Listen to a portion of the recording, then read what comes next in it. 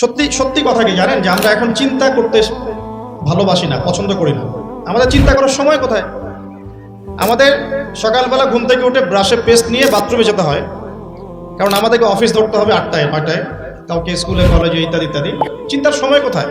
চিন্তা তো করতাম আমরা তাহাজ্জুদের ওয়াক্তে, তাহাজ্জুদের নামাজ পড়ে চুপচাপ বসে চিন্তা করতাম কি হচ্ছে, কি হতে পারে, আমার কি হালত, আমি কি করব, দুনিয়াতে কি করলাম, পরকালে কি উত্তর দিব ইত্যাদি। চিন্তার সময় হচ্ছে ফজরের নামাজের পরে। দেখা যায় 70% মানুষই ওই সময় জাগনা থাকে না, তাই না? চিন্তার সময় কোথায়? সকালবেলা যখন আমরা উঠি শুরু হলো ফার্স্ট লেন অফ লাইফ, মানে রেস, দৌড়ানো। আমরা ঢাকার ফ্লাইওভারের উপর উঠে দেখি মানুষ ছুটছে, খালি ছুটছে। 1 সেকেন্ড কেউ কাউকে ছাড় দিবে না। তার গাড়ি ড্রাইভ করছে, 1 সেকেন্ড সে যে ছাড় দিবে, একটু দাঁড়াবে, আমরা চলে যাব, ছাড় দিবে না, কারণ ও আর প্রতিযোগিতায় আছে, কে কার আগে যেতে পারে।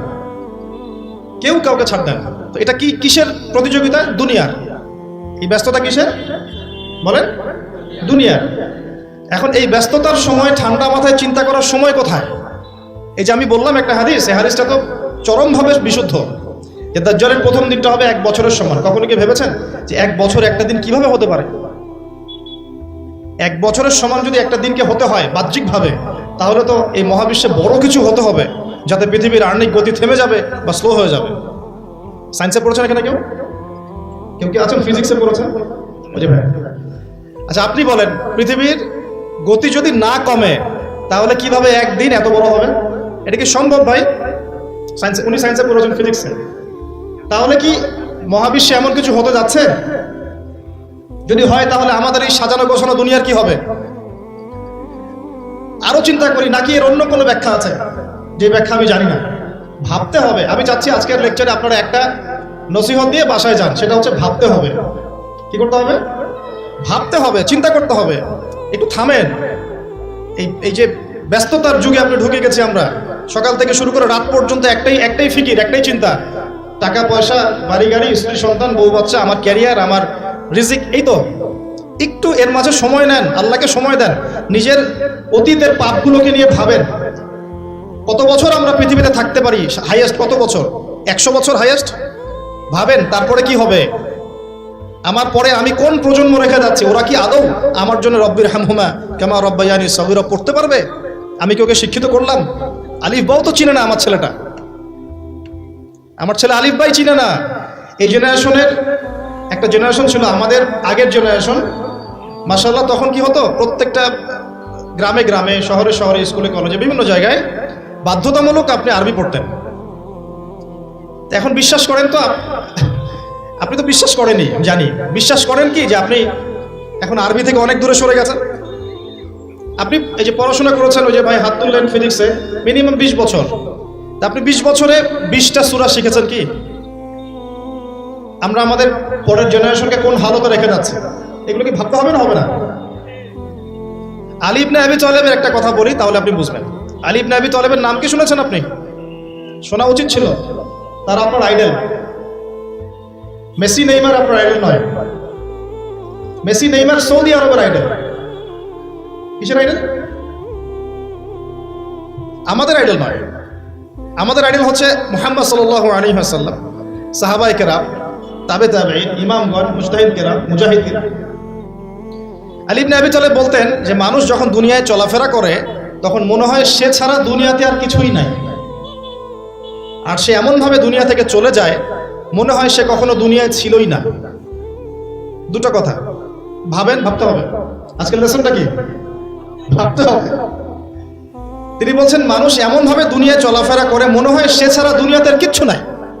আমাদের চলাফেরা এমন না? দেখেন প্রত্যেকটা অঙ্গনেই, পলিটিক্যাল অঙ্গন, ইকোনমিক অঙ্গন, ধর্মীয় অঙ্গন। পলিটিক্যাল অঙ্গনে একজন নেতার চলাফেরা দেখলে মনে হচ্ছে সে ছাড়া কিছুই নাই দুনিয়াতে। যারা অর্থনৈতিক জীবনে নেতৃত্ব দিচ্ছেন তাদের কাছে মনে হচ্ছে আমরা ছাড়া দুনিয়ার ইকোনমির মধ্যে আর কিছুই নাই।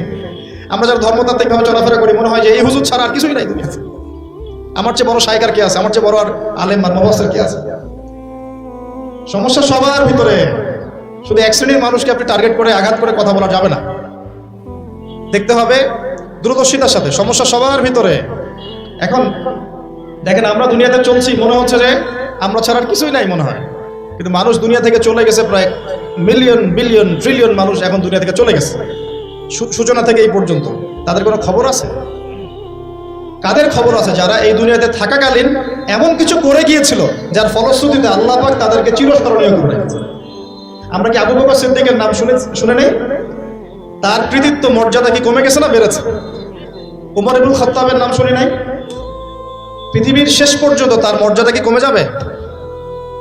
উসমান বিন আফফানের নাম শুনেছেন? তার কথা কি আমরা আলোচনা করি না সম্মানের সাথে? আলী রাদিয়াল্লাহু আনহুর কথা বললাম, তার কথা কি আমরা সম্মানের সাথে আলোচনা করি না? করি। তার মানে আমরা আমাদের কীর্তি দিয়ে, ভালো কিছু কাজ দিয়ে এই দুনিয়াতেও অমর থাকতে পারি, আল্লাহর কাছেও সম্মান পেতে পারি। এটাই কি আমাদের জীবনের উদ্দেশ্য হওয়া উচিত না? ভাবতে হবে কিনা? আল্লাহ পাক আমাদেরকে তৌফিক দান করুন। যে পয়েন্ট থেকে আসলাম, কিভাবে সম্ভব বলেন তো একটা দিন এত লম্বা হওয়া? ভাববেন আপনারা, পরের দিন 1 মাসের সমান, তারপরের দিন 1 সপ্তাহ, তারপরের দিন আমাদের মতো। এভাবে কে বিশ্ব শাসন করবে বলেন? দাজ্জাল শব্দের অর্থ হচ্ছে মহামিথ্যাবাদী। কি নাম? মানে যার মিথ্যার উপরে পিএইচডি আছে, মিথ্যার উপরে পশ্চিমা বিশ্বের মতো। আর ওরা যদি বলে এটা দিন, ধরে নেবেন এটা রাত। ওরা যদি বলে এটা রাত, ধরে নেবেন এটা দিন। যদি বলে অমুক মুসলিম সন্ত্রাসী, ধরে নেবেন সে মুসলিম ভালো। যদি বলে অমুক মুসলিম খুব ভালো, খুব ভালো, ধরবে, বুঝে নেবেন এর ভিতর কোনো সমস্যা আছে। ওদের পিএইচডি আছে মিথ্যার উপরে।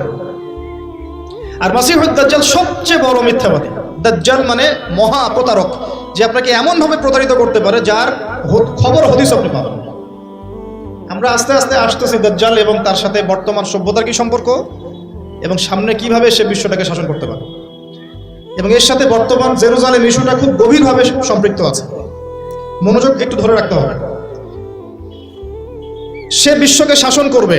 এখন আমাকে বলেন, আমার দিকে তাকান, আমাকে বলেন, একজন ব্যক্তি যদি বিশ্বকে শাসন করতে চায় তার অনুসারী লাগবে কি লাগবে না? একা একা একজন ব্যক্তি বিশ্ব শাসন করতে পারে? ও আচ্ছা, দাজ্জাল কি মানুষ না জিন নাকি? দাজ্জাল কে? এটা ফেরেশতা নাকি জিন না মানুষ? কি? এটাও একটা প্রশ্নের বিষয়। কিভাবে? দেখুন, আল্লাহর নবী সাল্লাল্লাহু আলাইহি ওয়াসাল্লাম বলছেন, নূহ আলাইহিস সালামের সময়ও নূহ আলাইহিস সালাম তার কওমকে দাজ্জাল সম্পর্কে সতর্ক করেছেন।